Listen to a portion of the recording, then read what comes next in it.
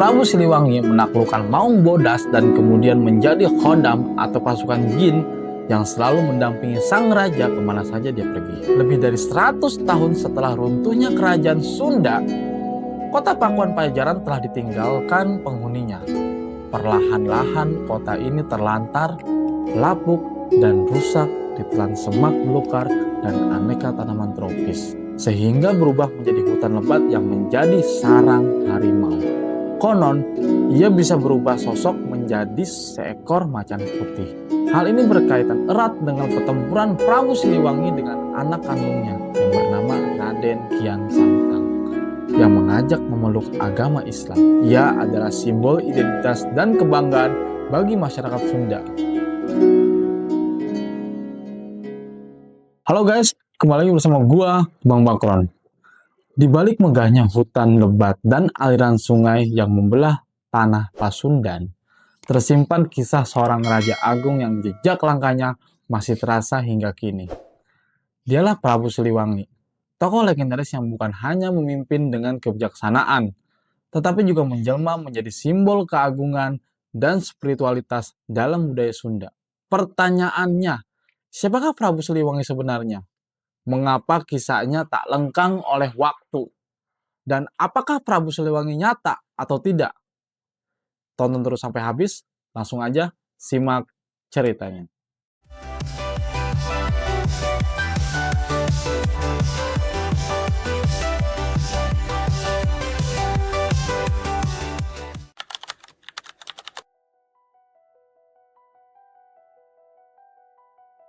Prabu Siliwangi atau Raja Siliwangi adalah tokoh semi-legendaris yang digambarkan sebagai Raja Kerajaan Pajajaran tahun 1482 sampai dengan 1521 Masehi yang bercorak Hindu sebelum berkembangnya Islam di Tatar Sunda. Dia adalah tokoh populer dalam tradisi lisan pantun Sunda, sastra Sunda, dongeng, cerita rakyat, sandiwara, dan legenda yang menggambarkan sebagai pemerintahannya sebagai masa keemasan masyarakat Sunda. Tradisi Sunda menyebutkan beliau sebagai raja yang sakti, cakap, gagah perkasa, adil, dan bijaksana yang berhasil membawa rakyat dan kerajaannya menuju era kejayaan dan kemakmuran.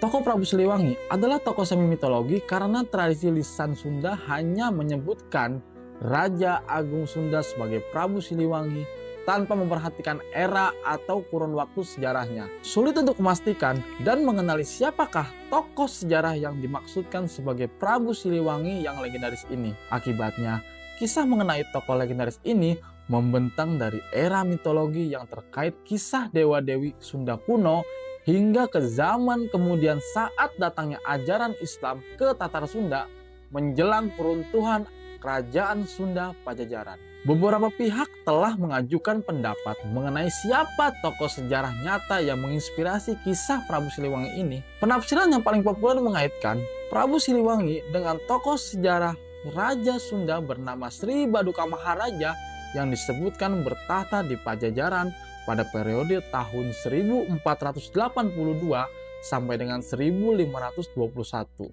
Sementara ada pihak lain yang berpendapat bahwa legenda Prabu Siliwangi memang terinspirasi oleh tokoh sejarah Raja Sunda sebelumnya yang bernama Niskalawastu Kencana yang disebutkan memerintah selama 104 tahun dari periode tahun 1371 sampai dengan 1475 Masehi.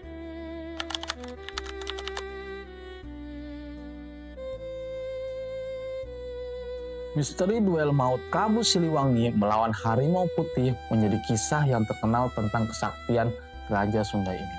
Menurut cerita rakyat, Prabu Siliwangi menaklukkan Maung Bodas dan kemudian menjadi khodam atau pasukan jin yang selalu mendampingi sang raja kemana saja dia pergi. Kisahnya bermula ketika Prabu Siliwangi suatu waktu dalam perjalanannya hendak ke Curug Sawer, Majalengka untuk melepas lelah. Dalam perjalanannya itu tiba-tiba dia dikepung segerombolan kawanan macan putih. Prabu Siliwangi hendak diterkam. Namun, berkat kesaktian yang dimilikinya, dia tidak terluka sama sekali. Sebaliknya, justru kawanan macan putih itu yang tersungkur. Melihat banyak anak buah dalam kondisi lemah, Panglima kawanan Macan Putih atau Maung Bodas maju melawan Sang Prabu Siliwangi. Terjadilah pertempuran sengit antara keduanya. Namun, kesaktian Prabu Siliwangi tak luntur. Dia berhasil mengalahkan Sang Raja Gaib Macan Putih. Sebagai pihak yang kalah, sejak saat itulah Maung Bodas dan seluruh pasukan jin yang menjadi pengikutnya bertekuk lutut dan siap mendampingi Prabu Siliwangi kemanapun dia pergi. Para seniman bahkan mengabadikan kisah heroik ayah dari Pangeran Kian Santang, yaitu Prabu Siliwangi itu, dalam lukisan berupa seekor macan putih yang selalu berada di sekitar Prabu Siliwangi. Konon, seluruh pasukannya berjanji akan membantu Prabu Siliwangi selaku penguasa tanah Pasundan. Tradisi Sunda mengaitkan Prabu Siliwangi dengan satwa mistis harimau serta macan hitam dan putih yang dianggap sebagai satwa gaib pengawalnya. Menurut legenda Sunda, ketika bala tentara Cirebon dan Banten menyerbu Dayeuh atau ibu kota kerajaan yaitu Pakuan Pajajaran, sang raja menolak berpindah keyakinan masuk Islam. Namun dia juga enggan melawan tentara muslim yang menyerbu dari Cirebon. Karena bagaimanapun, Cirebon adalah kerajaan anaknya. Menurut kisah rakyat, setelah jatuhnya ibu kota Pakuan, Raja Sunda terakhir dengan ditemani pengiringnya mengundurkan diri ke Gunung Salak yang terletak di selatan ibu kota untuk menghindari pertumpahan darah. Kemudian sang raja menghilang atau lenyap menjadi roh kedewaan. Konon, sang raja berubah menjadi satwa mistis berwujud harimau suci. Sementara kisah lain menyebutkan bahwa sang raja menghilang di Leuweung Sancang atau hutan Sancang di dekat Laut Selatan di Kabupaten Garut. Pada abad ke-17, lebih dari 100 tahun setelah runtuhnya kerajaan Sunda, kota Pakuan Pajajaran telah ditinggalkan penghuninya. Perlahan-lahan kota ini terlantar, lapuk, dan rusak ditelan semak belukar dan aneka tanaman tropis, sehingga berubah menjadi hutan lebat yang menjadi sarang harimau. Ekspedisi perdana oleh orang Belanda ke pedalaman Jawa Barat dilakukan pada tahun 1687 yang dipimpin oleh Pieter Sepio van Osten. Dia membawa tim ekspedisi untuk menjelajahi hutan di selatan Batavia menuju bekas ibu kota Pakuan dan akhirnya mencapai Winkosbay yang kini berubah menjadi daerah Pelabuhan Ratu. 2 hari sebelumnya salah satu anggota ekspedisi ini tewas diterkam harimau.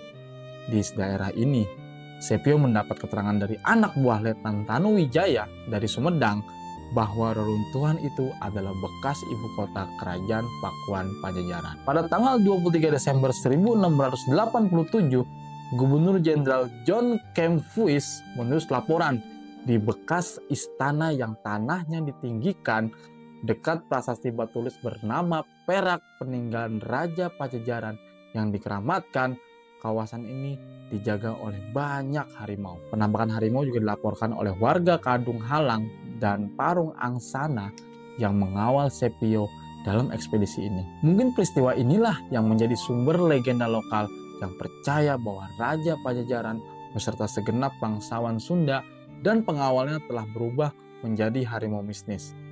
Hingga kini, banyak orang percaya bahwa arwah atau energi Prabu Siliwangi masih menjaga hutan dan tempat-tempat keramat di Jawa Barat, seperti Gunung Salak, Gunung Halimun, petilasan di Keraton Kanoman di Cirebon, Gua Pakar, dan Dago di Bandung.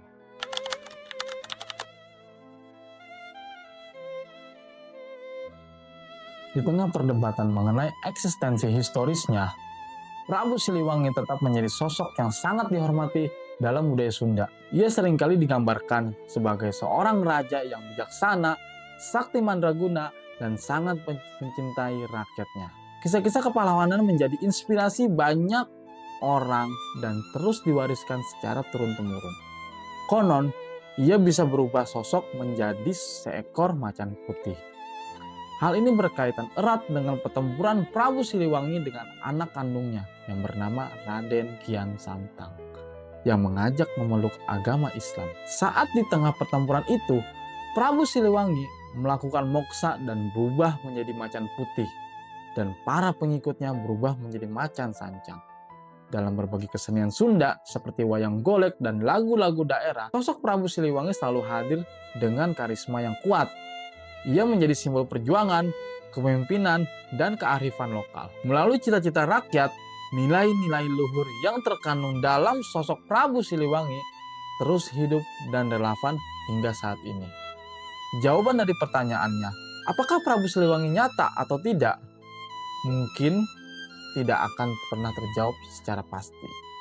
Namun, terlepas dari status historisnya, Prabu Siliwangi tetap menjadi bagian tak terpisahkan dari budaya Sunda. Ia adalah simbol identitas dan kebanggaan bagi masyarakat Sunda.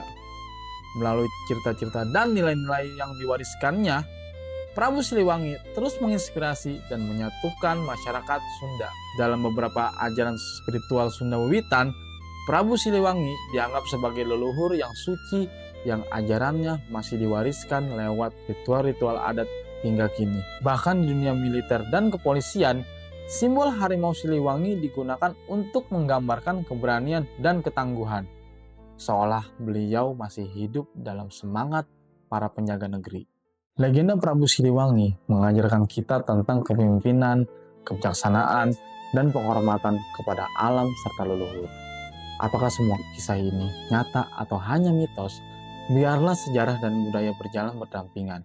Yang jelas, jejak Prabu Siliwangi tidak akan pernah hilang dari hati masyarakat Sunda. Itu dia tadi cerita legenda Prabu Siliwangi, Napaktilas Sang Raja dalam budaya Sunda. Apabila kalian ingin mengoreksi dan menambahkan, silakan saja tulis di kolom komentar. Kita saling berdiskusi bareng di kolom komentar.